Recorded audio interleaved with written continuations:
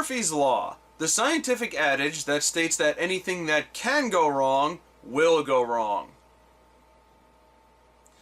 See, had this show been bad, there are so many jokes I could have made about that, but no, the show is actually good, so I have nothing to work with. So thanks a lot, Dan and Swampy, for making a good show and robbing us internet reviewers of comedy gold. You jerks.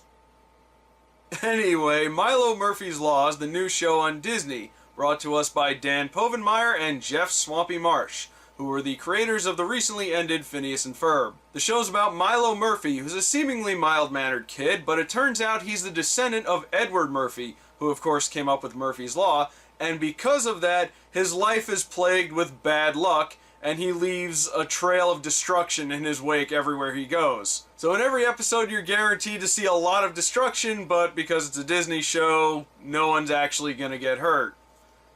God, I hate to live in that town. Insurance rates must be through the roof. Milo is voiced by Weird Al Yankovic, who also does the theme song for the show. Now, Weird Al has done voices in a lot of shows before, but usually they're one-off characters and sometimes meant to be a joke.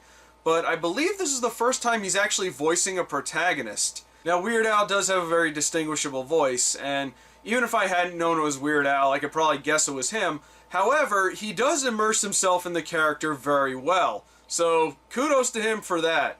And kudos to him for just being Weird Al. Milo is joined by his two friends, Melissa and Zach, who are voiced by Sabrina Carpenter and Mikal Curtis, who are both Disney regulars. What I like about this show is Milo's attitude, because no matter what happens, he's always very positive and upbeat, and he even comes prepared for all the stuff that happens to him because he's so used to it. He always has like a helmet or a seatbelt in his backpack or something.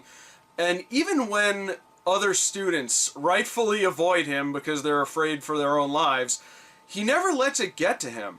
And another thing I really like is how Melissa and Zach will stick by him no matter what. You know, this show did seem kind of familiar to me, and I couldn't figure out what it reminded me of, but eventually it came to me, and this might be a bit of a stretch, but the show reminds me of the old Mr. Magoo cartoons, where you have this character who, everywhere they go, they leave a path of destruction and come out relatively unscathed. Obviously, they're two very different characters, because Mr. Magoo was a old man who couldn't see very well, and Milo's just a boy who's plagued with bad luck, but they do seem to operate on the same comedic formula.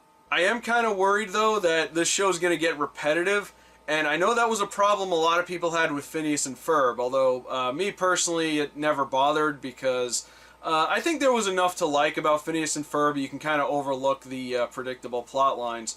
The problem with Milo Murphy's Law, though, is I think there's only so many ways you can show their hometown getting completely destroyed before it gets kind of old. But the show does have a lot of the same positives that Phineas and Ferb have that I think will help carry it. Like, it's very upbeat, it has the same kind of music, same comedic timing, great jokes. They even snuck in a couple of adult jokes, too, in the episodes I saw, which were greatly appreciated. But I did like the show a lot. I hope it goes far, and I'm all for anything that keeps Weird Al working, so good job, guys. Well, that's all I got for Milo Murphy's Law. Leave a comment below and let me know what you thought of it. My name is Rob, and have a wonderful day.